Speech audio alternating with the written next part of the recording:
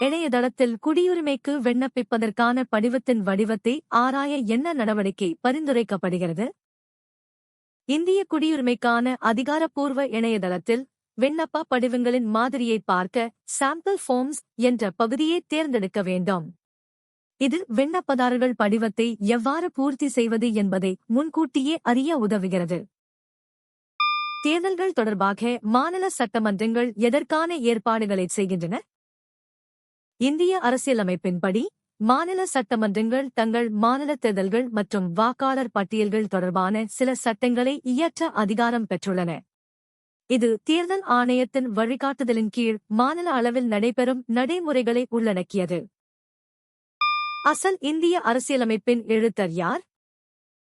Frame Behari Naren ரைசாடா என்பவர் இந்திய அரசியலமைப்பின் அசல் பிரதியை இத்தாலிய பாணியில் தனது கைப்பட எழுதியவர்.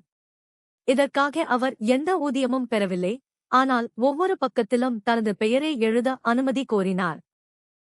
மகாத்மா காந்தி அரசியலமைப்பு நிர்ணய சபையில் உறுப்பினராக இருக்கவில்லை. ஊடகங்கள் எந்த வகையான செய்திகளை தவிர்க்க வேண்டும்? ஊடகங்கள் தங்களின் லாபத்திற்காகவோ அல்லது புகழுக்காகவோ செய்திகளை மிகைப்படுத்தியோ அல்லது தவறாக திரித்தோ வழங்கக்கூடாது. இத்தகைய பரபரப்பான செய்திகள் சமூகத்தில் தேவையற்ற குழப்பத்தையும் பதற்றத்தையும் உருவாக்கும். ஒரு உயர் நீதிமன்றம் துணை நீதிமன்றத்திலிருந்து ஒரு வழக்கை தூண்டும் சட்டப்பூர்வ கேள்வி எது? இந்திய அரசியலமைப்புச் சட்டம் 228வது பிரிவின்படி ஒரு வழக்கில் அரசியலமைப்புச் சட்டத்தின் விளக்கம் குறித்த கணிசமான கேள்வி இருந்தால் உயர் நீதிமன்றம் அதை தன் வசப்படுத்தலாம். இது அரசியலமைப்புச் சட்டத்தின் மேலாதிக்கத்தை உறுதி செய்ய உதவுகிறது.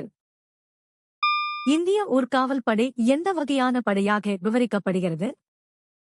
இந்திய ஊர்காவல் படை என்பது ஒரு தன்னார்வ படையாக வாலண்டரி ஃபோர்ஸ் உருவாக்கப்பட்டது.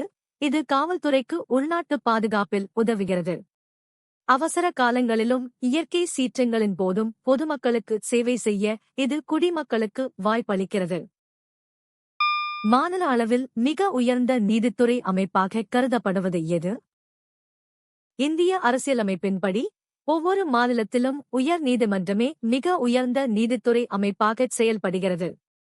இது மாநிலத்திலுள்ள அனைத்து கீழ் நீதிமன்றங்களையும் கண்காணிக்கும் மற்றும் கட்டுப்படுத்தும் அதிகாரம் கொண்டது.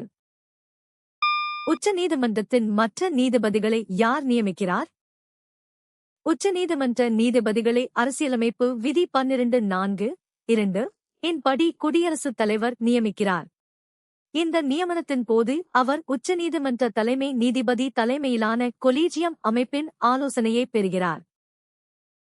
நகராட்சியை நிர்வகிக்க அரசாங்கத்தால் நியமிக்கப்படுபவர் யார்? நகராட்சிகளின் நிர்வாக பணிகளை மேற்கொள்வதற்காக மாநில அரசாங்கத்தால் ஒரு நகராட்சி ஆணையர் முனிசிபல் கமிஷனர் நியமிக்கப்படுகிறார். இவர் பொதுவாக ஒரு இந்திய ஆட்சிப் பணி (IAS) அதிகாரியாக இருப்பார் மற்றும் நகராட்சி மன்றத்தின் முடிவுகளை செயல்படுத்துவார். பல மாநிலங்கள் அல்லது யூனியன் பிரதேசங்களுக்கு உயர் நீதிமன்றங்கள் இருப்பது குறித்து அனுமதிக்கப்பட்டது என்ன? 1956ஆம் ஆண்டின் 7வது அரசியலமைப்பு திருத்தச் சட்டத்தின்படி 2 அல்லது அதற்கு மேற்பட்ட மாநிலங்களுக்கு ஒரு பொதுவான உயர் நீதிமன்றத்தை நாடாளுமன்றம் அமைக்கலாம். உதாரணமாக, பஞ்சாப் மற்றும் ஹரியானா மாநிலங்களுக்கு சண்டிகரில் பொதுவான உயர் நீதிமன்றம் உள்ளது. எந்த உண்மை உங்களை வியக்க வைத்தது? கீழே கமெண்ட் செய்யுங்கள். தினமும் புதிய தகவல்களுக்கு சந்தா செலுத்துங்கள்.